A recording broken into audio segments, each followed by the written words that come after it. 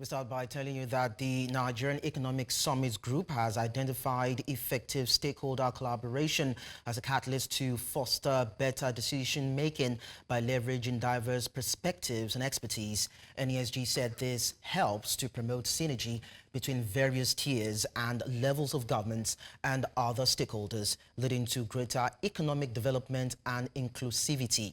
The 30th Nigerian Economic Summit will emphasize on promoting stakeholder collaboration.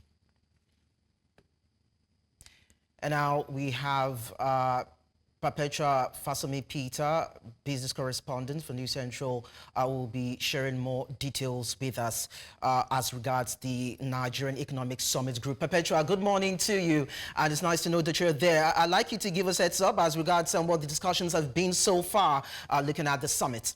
Thank you so much, Lekon, for that. Well, just like you rightly said, it's NES 30, the 30th edition, and the theme for this year is collaborative action for growth, competitiveness, and stability. And if you ask me, I would say that this is quite spot on, looking at some of the challenges that the nation faces. And it's not just about the nation, it's a global issue. But of course, we'll start from the nation because they say charity begins at home. And from the nation, we then talk about Africa and the world at large. And so for today, there is a lineup of conversations, and of course, we're also expecting the Vice President for a remark from him. And apart from that, we're also expecting some conversations that are going to stir up, the change that we're looking for or that we are aiming for in Nigeria. Let me start by telling you that we have sub-themes. The first theme is fostering inclusive development. And then we have another one, unleashing business dynamism. And then the third being building a more secure society. I think I'll stop there because there are about 5. Building a more secure society, there isn't a better time to talk about it than now, because we see what insecurity is costing the Nigerian economy. Talk about agriculture, talk about farming. We see what's happening, in farming areas in Nigeria, how that insecurity is preventing farmers from going to the farm. So if we're going to be having a conversation that will address that, I think that's very important. And it's also good to know that the economic managers of Nigeria are going to be here. The Minister for, the economy and all of that, he's going to be here while Edward. So we're expecting some catalyzation right from that particular one. And apart from that, if we also talk about, inclusive growth, it's important we talk about inclusive growth in Nigeria, whether you want to look at the subnationals, whether you want to look at what's happening. When you look at, the FDI attraction, when you go by state, you find out that year on year, you have Lagos State driving the FDI, and then maybe you have Abuja, and then you have some other states, and you have some states that do not even have any, that do not attract any foreign direct investment at all. And that, of course, for me, is non-inclusive. That, of course, for me, is something that we need to address. What is the issue? We understand that Lagos State, of course, has its, it has its advantage as a commercial city, but of course, these other states also have things that they can actually build on if the leaders can actually do the needful and ensure that these states can also grow, and Nigeria grows at the end of the day. And there is a lot of focus also on the national. I understand that, Nigeria, the way Nigeria is structured, a lot of things will be expected from the national. But beyond the national, we also need to look at the subnationals and ask our governors. And, of course, with the autonomy that has been given to, the local government chairman, we also expect some form of movement, some form of growth, even from their own end. So these are some of the things we're expecting.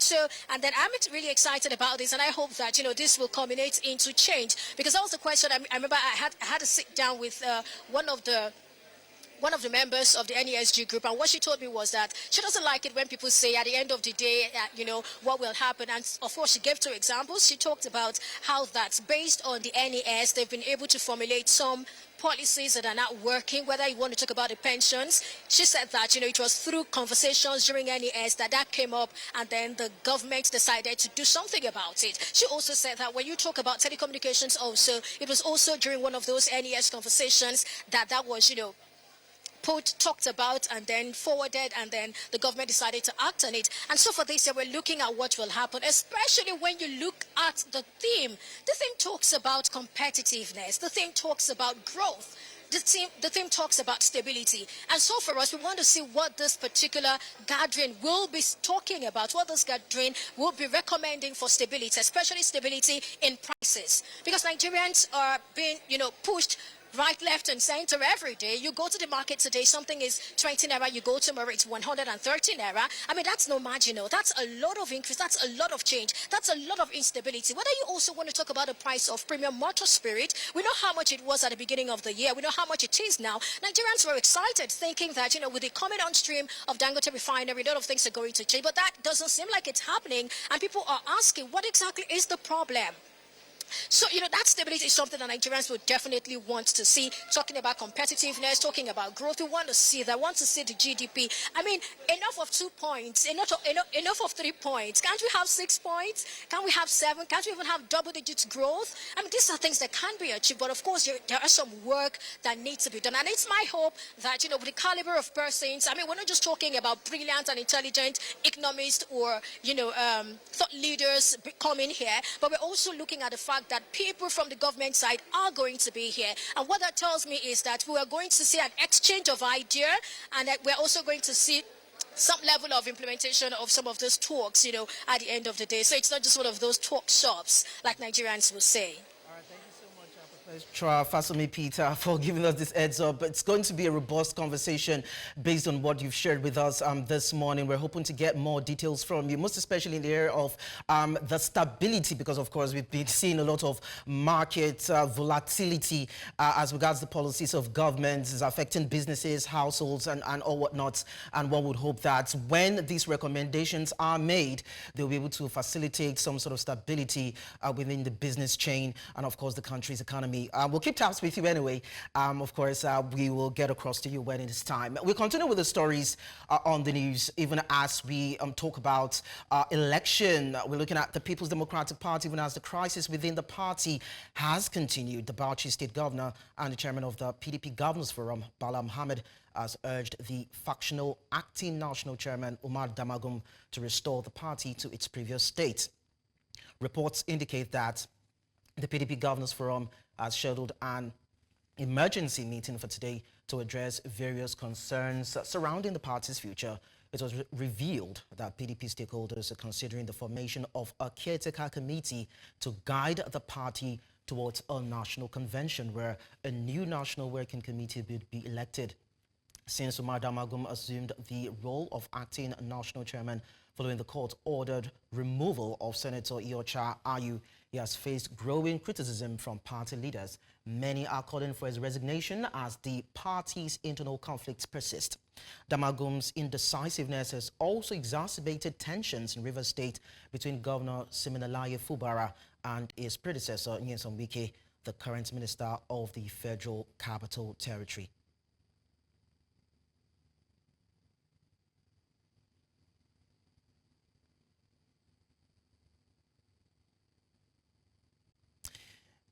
And now we have Joe Hansen.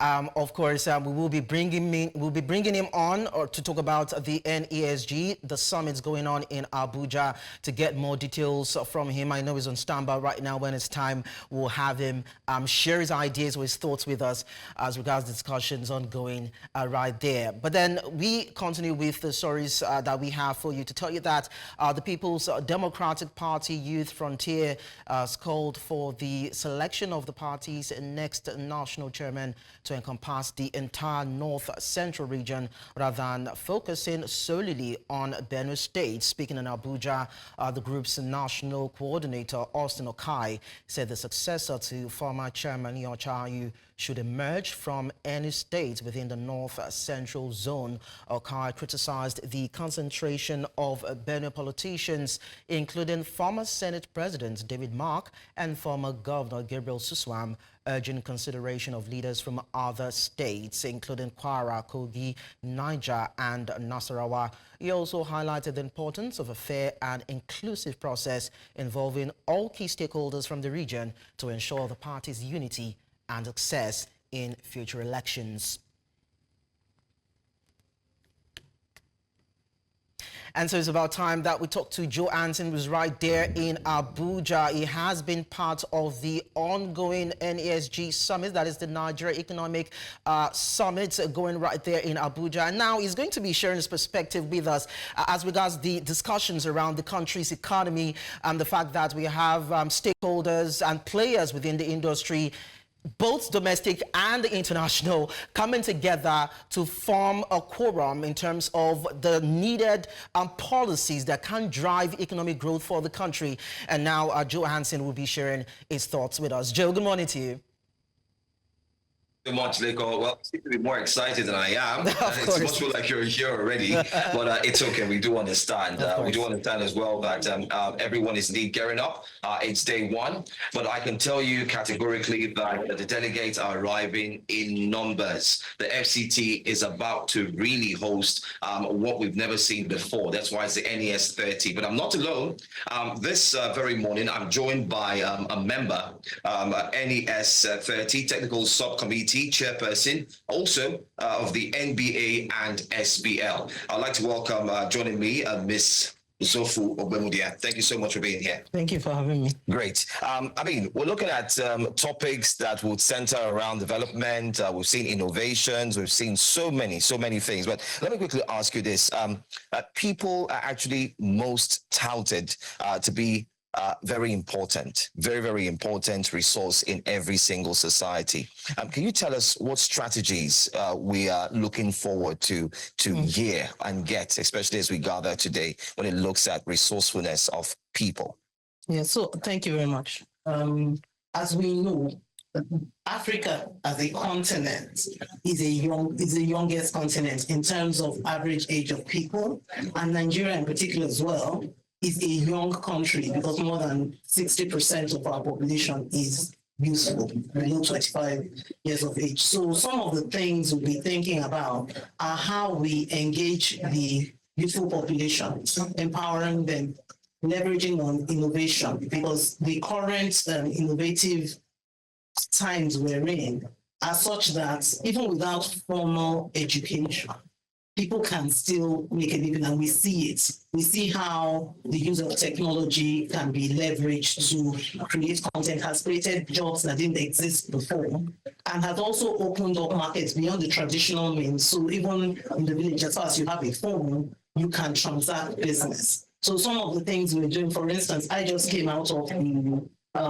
the session on regulation for the electronic consent, and it was really about how we can, by using the right regulations, and a good example I highlighted was telecoms, and how by regulation the telecom sector was opened up, and so how we can use regulation to open up the market for private sector investment. I think part of the rhetoric around the NES summit is, if the environment is right, the private sector is the catalyst that will drive innovation and growth for the economy. It's not really for the government to do it. It's just to set the environment. And I think also from our young people, we can see this. And I think that's what led to the growth that we've seen in sports, entertainment, media. Those are the things that appeal to young people these days. So, I mean, I know there's been some talk around the government and what they want to do in that space, but I think that just creating the right environment and having the right regulatory mindset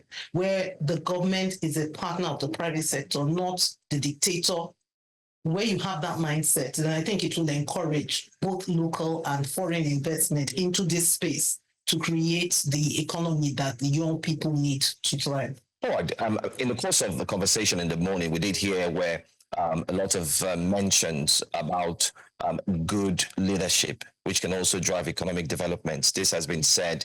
We heard from persons have talked about if the head is good, of course, ordinarily you expect that the body should equally be good. What specific qualities do you think that our leaders or leaders today, be it in the private sector, be it in the government parastatals, what do you think these characteristics that are needed? What characteristics do you think are needed, especially today? I think, for me personally, I think the most important is a servant mindset. If you believe that you are in a leadership position to serve, it just dictates how you behave and how you think. So what you're trying to do is, what is this office for? And how can I use this office to serve whoever it is you're serving? So if it's a company and you're the CEO, how do I, as the CEO, drive innovation and change, encourage and build my team? There's something that, I've heard said, it's true in every country, but I've heard it said about Nigeria, which is we have the leaders we deserve. Like the people are not behaving better. We are the ones throwing filth on the street, right? So we deserve the leaders. But I think it's actually two-pronged. I don't know that the economy can grow if everybody is well behaved and the leaders are not. And there is something about leadership. Signaling comes from the top. So I think it's both ways. So I think that if leaders have that mindset of service, then it will change how things are done in Nigeria. I think if we just fix that, then also leadership generally by its nature, it's a continuum. It's not one person. So when you're sure that you're there for a time, I'm here for 4 years, I'm here for 10 years, whatever your tenure, then you know that there's an end to it. And you're thinking of, how do I leave things better than I met them?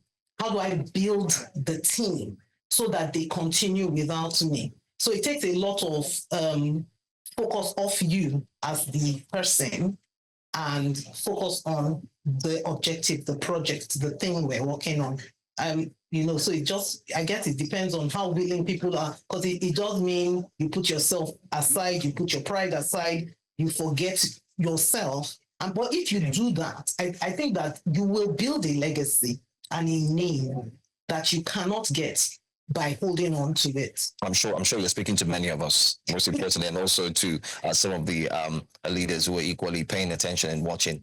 Finally, I know because we're pressed for time, and we'd like to get your opinion and your view, most importantly. What are we expecting today, starting off day one, NES 30? What are the expectations? Thank you. So for day one, we've started off with community events, what we call them, because the NESG has communities of practice. And so we have, for instance, I was in the Nigerian Legislative Center. So the communities are having some events on their focus on their subject areas. After that, we're going to have some design workshops on healthcare, local manufacturing of medicines, for instance, digital transformation, and some other things like that. And then we go to the highlight of today, which is the opening ceremony. We're expecting His Excellency, the Vice President, to grace that occasion to open the summit for us. And then we're going to have a very leading private sector and public sector minds on our first plenary for the day. We have a dinner in the evening. That's good.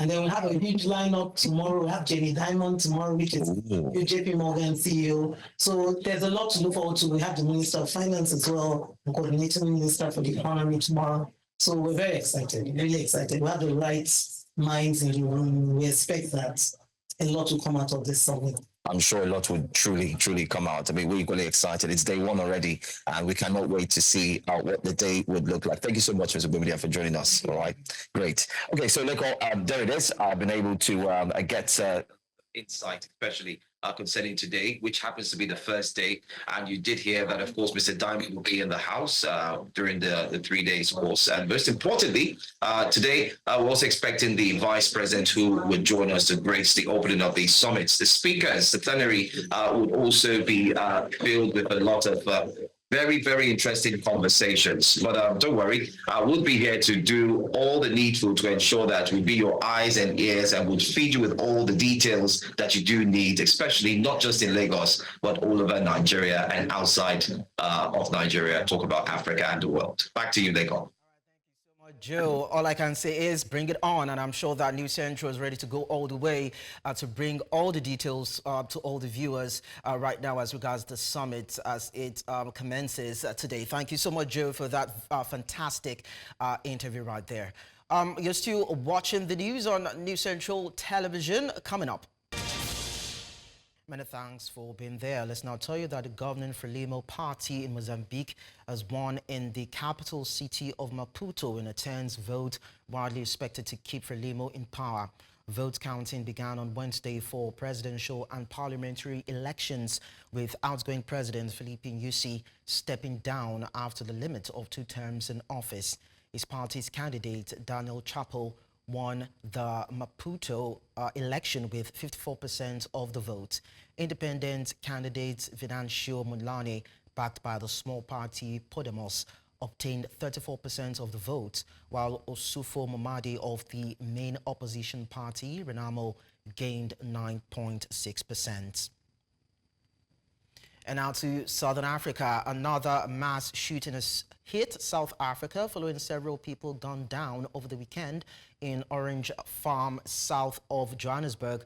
Police are now investigating 7 cases of murder and an inquest after a tavern owner allegedly shot family members of a patron he had an altercation with. The tavern owner is alleged to have killed himself after shooting the others.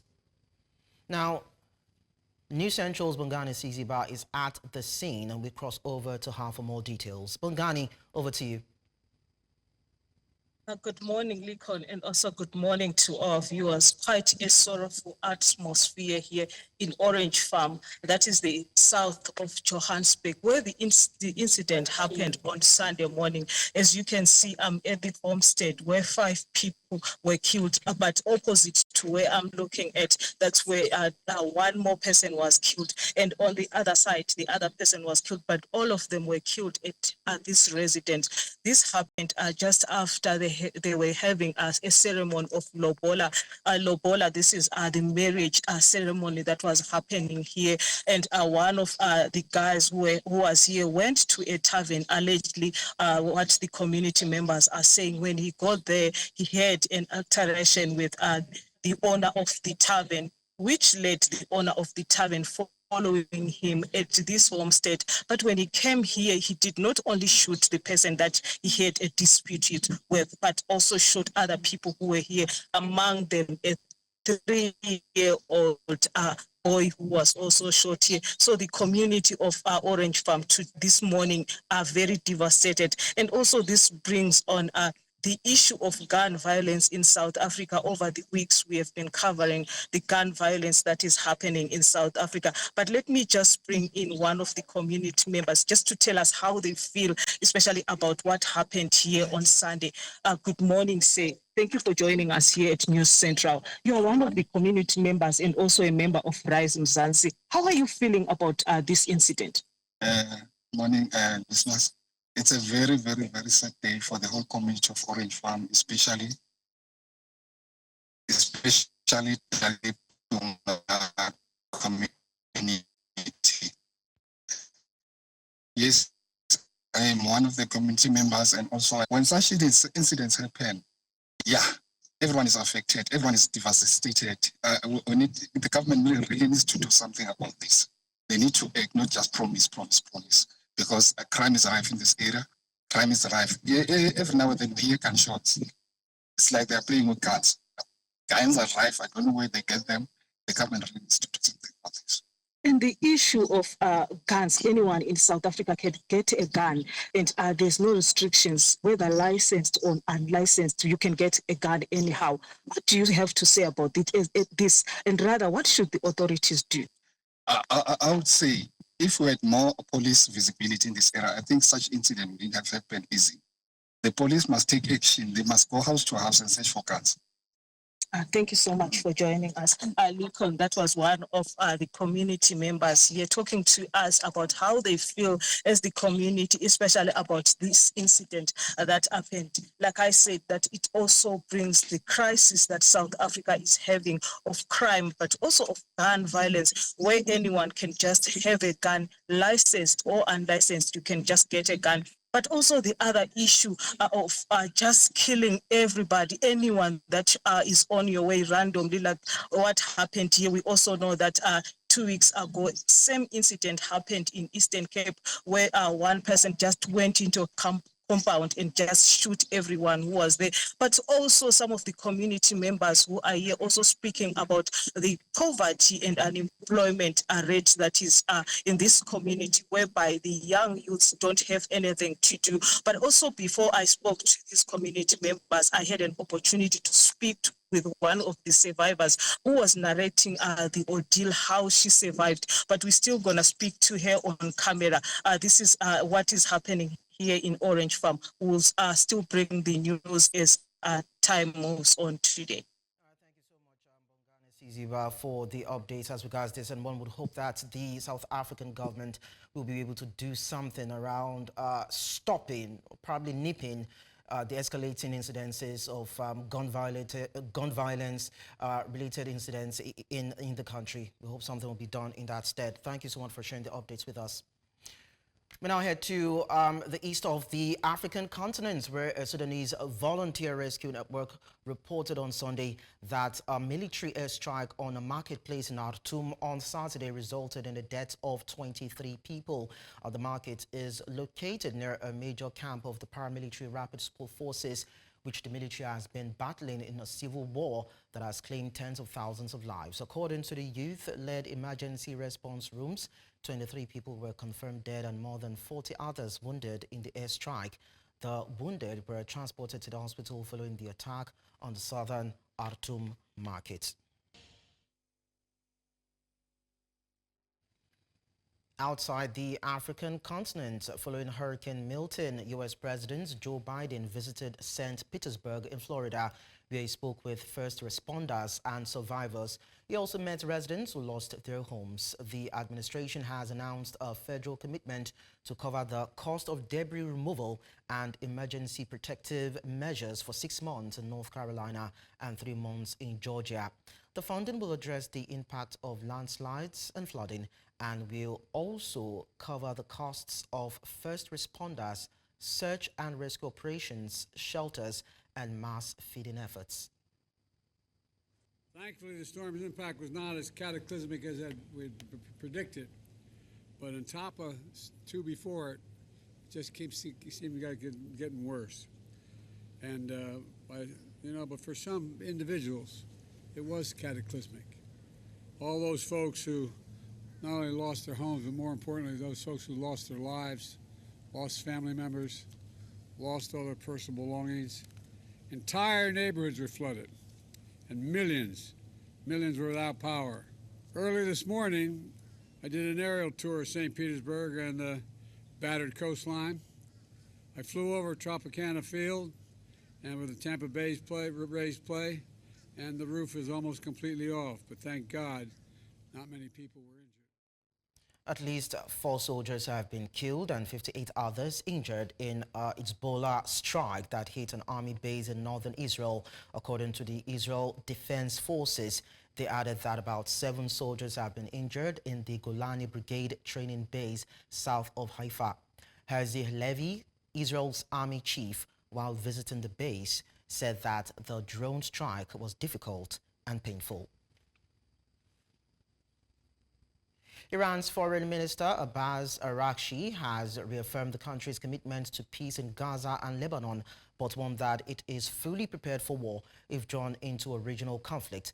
Araghchi, during a joint press conference with his Iraqi counterpart Fuad Hussein, emphasized that Iran's main goal is to end the conflict in Palestine and Lebanon. However, upon the foreign minister's arrival in Baghdad, he issued a warning, saying Iran has no red lines when it comes to protecting its interests and people, particularly in light of the escalating hostilities in the Middle East.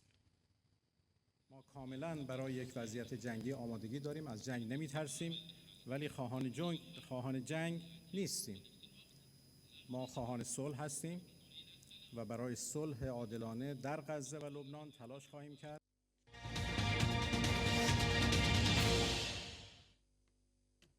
Talking business, Nigeria's federal government has generated 103.7 billion naira in revenue from the electronic money transfer levies in the first half of 2024. This is according to data from the Central Bank of Nigeria's Statistical Bulletin. This represents a 7.55% increase compared to the 96.44 billion naira collected during the same period in 2023. Electronic money transfer levy was introduced as a source of government revenue in the Finance Act 2020, which amended the Stamp Duty Act to tap into the growth of electronic funds transfer in Nigeria. Meanwhile, credit rating agency Moody's has upgraded Ghana's long-term local and foreign currency issuer ratings to CAA2 from CAA3 and CA respectively. This is due to the extensive debt treatment that has significantly alleviated the government's financial burdens. In a statement, it alluded that the positive outlook reflects the potential for liquidity risk to ease amid ongoing fiscal consolidation efforts supported by the International Monetary Fund.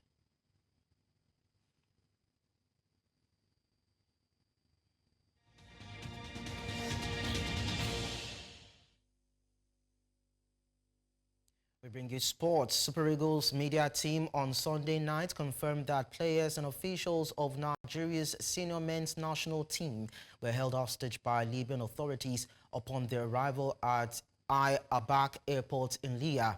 In a video posted by the Eagles media team, the players and officials, along with their luggage, were left stranded at the airport, with the Libyan airport officials indifferent to their plight and conversing in Arabic.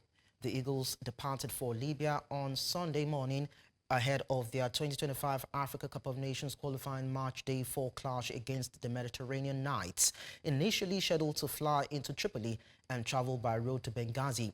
The team altered their plans to avoid unnecessary strain. Instead, they chartered a flight with a brief stopover in Kano before continuing to Benghazi. Libya will host the three-time African champions at the 10,000 capacity Matthias of Benue Stadium, located just 10 kilometers from Benghazi, but reports emerged that they were diverted to another city.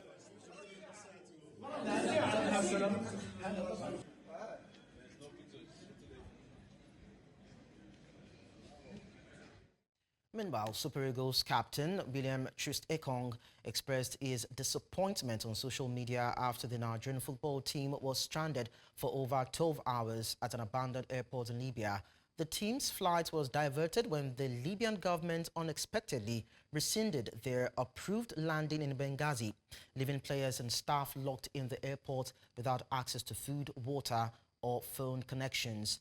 Ekong revealed that even the Tunisian pilot who managed the last-minute diversion had never encountered such a situation. The captain emphasized the importance of respect in international football, stating that the Libyan delegation was honored in Nigeria when they visited. He acknowledged that mistakes can happen, but added that such deliberate actions are unacceptable, further urging CAF to review the situation, asserting that the team would not compromise the dignity for the game.